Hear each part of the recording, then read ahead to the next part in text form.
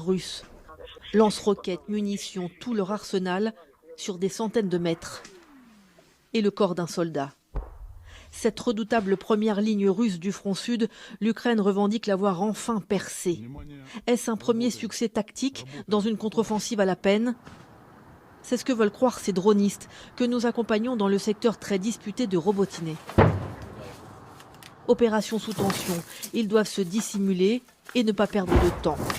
En face, les drones russes ont rattrapé leur retard et peuvent les repérer. Les frappes résonnent tout autour.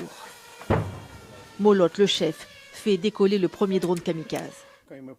On empêche les Russes d'envoyer du renfort depuis leurs lignes arrières. Et s'ils reculent dans les tranchées, on les vise.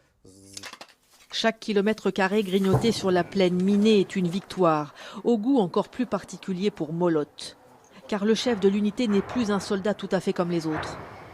Il y a un an, il a sauté sur une mine, en mission à Kherson. À la place de son pied gauche, une prothèse. Je n'allais pas rester à pleurer sur mon sort et mon pied perdu. Je reste un soldat, j'ai de l'expérience et une mission à terminer.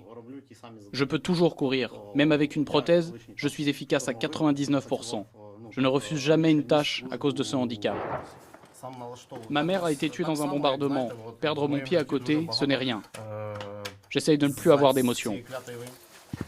L'opération se poursuit quand soudain, une frappe russe à quelques mètres. C'est le premier tir, ils vont ajuster, il faut vraiment partir.